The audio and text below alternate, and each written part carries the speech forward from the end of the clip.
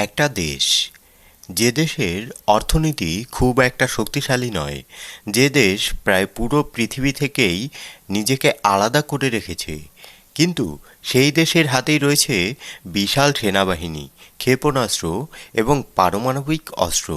দেশটির নাম উত্তর কোরিয়া। কিন্তু প্রশ্ন হলো, এত সীমাবদ্ধতার মধ্যেও উত্তর কোরিয়া কিভাবে এত বড় সামরিক শক্তি তৈরি করলো?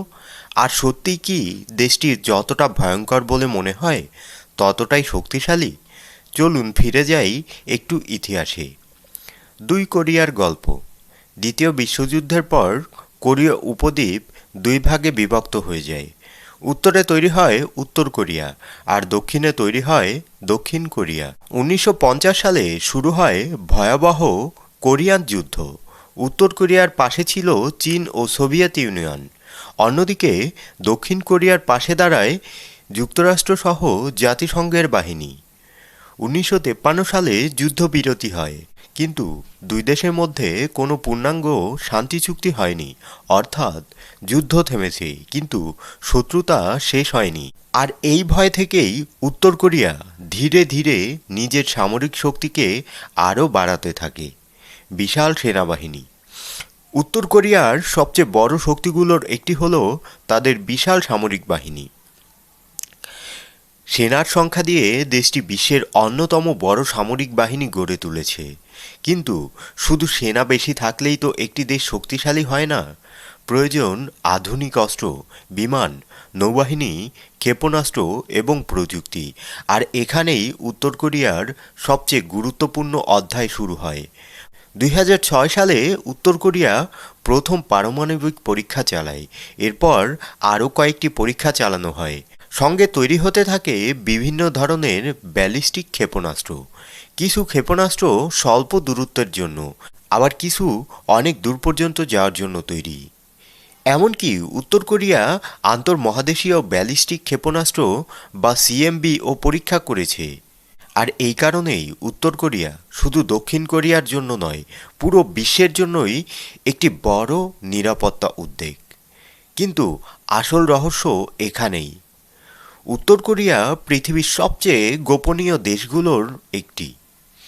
দেশটির সামরিক ঘাঁটি কোথায়, কত অস্ত্র রয়েছে, তাদের প্রকৃত যুদ্ধ ক্ষমতা কতটা, এসবের অনেক কিছুই বাইরে থেকে পুরোপুরি জানা যায় না। তাই উত্তর কোরিয়ার সামরিক শক্তি নিয়ে অনেক তথ্যই অনুমান নির্ভর। হয়তো তাদের কিছু অস্ত্র অনেক পুরনো, হয়তো তাদের অনেক সামরিক সরঞ্জাম আধুনিক নয়, কিন্তু তাদের হাতে পারমাণবিক অস্ত্র রয়েছে, আর সেটাই পুরো হিসাব বদলে দেয়। দক্ষিণ কোরিয়া বনাম উত্তর কোরিয়া। দক্ষিণ কোরিয়ার রয়েছে অত্যাধুনিক যুদ্ধবিমান, ক্ষেপণাস্ত্র, প্রতিরক্ষা ব্যবস্থা এবং আধুনিক সামরিক প্রযুক্তি। তার সঙ্গে রয়েছে যুক্তরাষ্ট্রের সামরিক সহযোগিতা।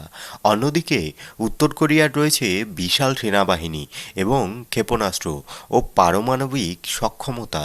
তাই যদি কখনো বড় যুদ্ধ হয়, সেটা শুধু দুই দেশের যুদ্ধ থাকবে না, এর সঙ্গে জড়িয়ে যেতে পারে বিশ্বের বড় সামরিক শক্তিগুলোও। আর এই কারণেই কোরীয় উপদ্বীপ আজও পৃথিবীর অন্যতম উত্তেজনাপূর্ণ অঞ্চল। উত্তর কোরিয়ার সামরিক শক্তির আরেকটি আলোচিত দিক হল সাইবার সক্ষমতা। বিভিন্ন দেশ ও আন্তর্জাতিক সংস্থা উত্তর কোরিয়ার সঙ্গে যুক্ত বলে সন্দেহ করা হয় সাইবার গ্রুপের বিরুদ্ধে হামলার অভিযোগ করেছে।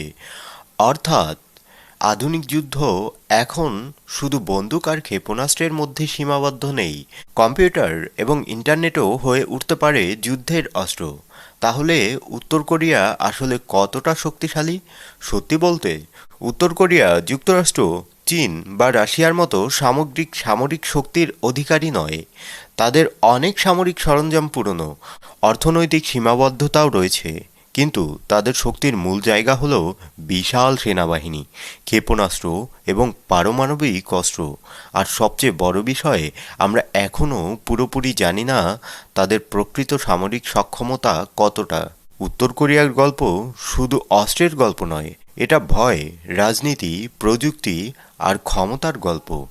একটি তুলনামূলক ছোট দেশ, যে দেশটি বছরের পর বছর ধরে পুরো পৃথিবীর নজরে রয়েছে, কারণ তাদের হাতে এমন অস্ত্র রয়েছে যার প্রভাব শুধু একটি দেশের সীমান্তের মধ্যে আটকা থাকে না। তাই আজও একটা প্রশ্ন থেকেই যায়, উত্তর কোরিয়ার সামরিক শক্তি আসলে কতটা? হয়তো এর উত্তর আমরা কখনোই জানতে পারবো না, কারণ উত্তর কোরিয়ার সবচেয়ে বড় শক্তি শুধু তাদের ক্ষেপণাস্ত্র নয়, তাদের সবচেয়ে বড় শক্তি হলো তারা কতটা গোপন থাকতে পারে।